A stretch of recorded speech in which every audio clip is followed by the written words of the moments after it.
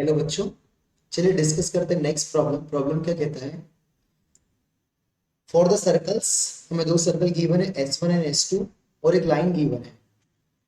तो हमें बताना है कि जो लाइन है वो S1 और S2 की कॉमन टेंजेंट है, या लाइन है वो कॉमन कॉर्ड है, या जो लाइन है वो रेडिकल एक्सिस है, या जो लाइन है वो perpendicular to the line joining of the centre S1 and S2।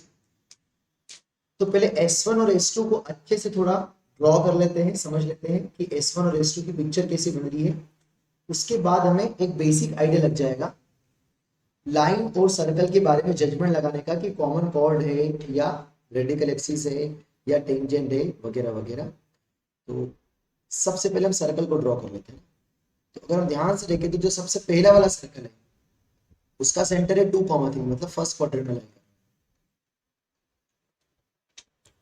और जो दूसरा सर्कल है उसका सेंटर है -2, -3, क्योंकि हम -2 से डिवाइड कर देते हैं।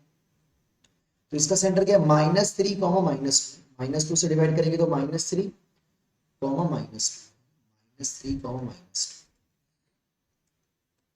कुछ इस तरीके से आ रहा है। तो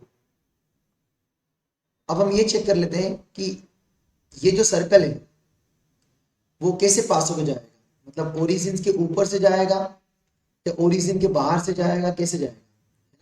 तो एक काम करो, ओरिजिन को इस पॉइंट सर्कल में रख दो। तो ओरिजिन को अगर रखेंगे तो ये भी जीरो, ये भी जीरो, ये भी जीरो, -12 बचेगा, नेगेटिव आ रहा है। मतलब ओरिजिन जो होगा वो सर्कल के पक्का इनसाइड लाई करेगा। कुछ इस तरीके से डायग्राम बनेगा। और वो जो भी बनेगा हमें पता नहीं है, पर 0,0 सर्कल के अंदर है, क्योंकि 0,0 रखने पर नेगेटिव वैल्यू आ रही है, पक्का इनसाइड। सेम इस सर्कल में भी 0,0 रखते हैं तो ये भी नेगेटिव आ रहा है, मतलब इस सर्कल के हिसाब से भी जो 0,0 है वो इनसाइड आना चाहिए।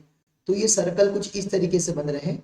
मतलब अगर हम डायग्राम का हमने जजमेंट लगाया तो यहाँ से ये समझ में आ रहा है कि सर्कल आपस में इंटरसेक्ट कर रहे हैं।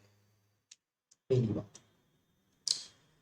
सर्कल अगर आपस में इंटरसेक्ट कर रहे हैं और हमें लाइन क्या दे रखी है, x + y = 0, मतलब लाइन ओरिजिन से पास होकर जाएगी। और अगर ओरिजिन से पास होकर जाएगी तो x + y = 0 कुछ इस तरीके से होगी, लगभग लगभग।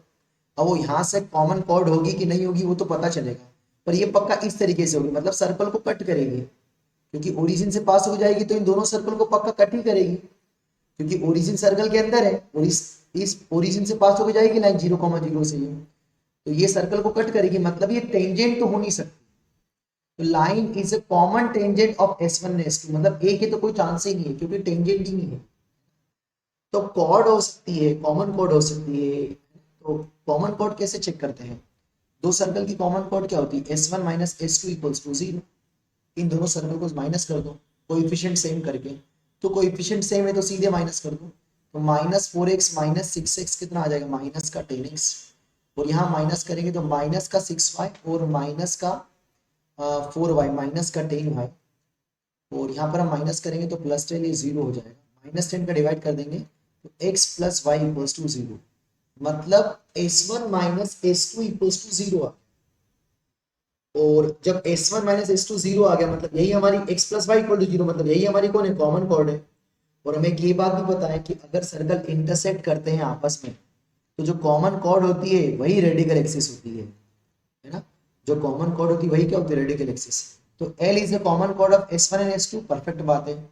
L is the radical axis of S1 S2, ये भी परफेक्ट बात है। और हम ये भी बताया कि कॉमन कॉर्ड सेंटर को ज्वाइन करने लाइन की हमेशा क्या होती है? परपेंडिकुलर। नहीं आपको समझ में आ रहा तो इसका स्लोप कितना है? -1 है, ध्यान से देखो। y = -x का जो स्लोप है वो -1 है। और इन इस लाइन का स्लोप कितना? 1 है, चेक करके देख लो। 3 + 2 5, और यहाँ से भी 2 + 3 5, 5.51। तो इसका स्लोप 1 और इसका स्लोप -1, तो दोनों का प्रोडक्ट कितना आ जाएगा? -1। तो अगर स्लोप का प्रोडक्ट -1 है तो लाइंस कैसी होगी? परपेंडिकुलर। सेंटर को लाइन ज्वाइन करने वाले लाइन और ये लाइन L परपेंडिकुलर होगी, तो D भी सही हो जाएगा, मतलब BCD आपका परफेक्ट आंसर आ जाएगा। उम्मीद करता हूं आपको समझ में आ गया होगा अच्छे से। Thank you.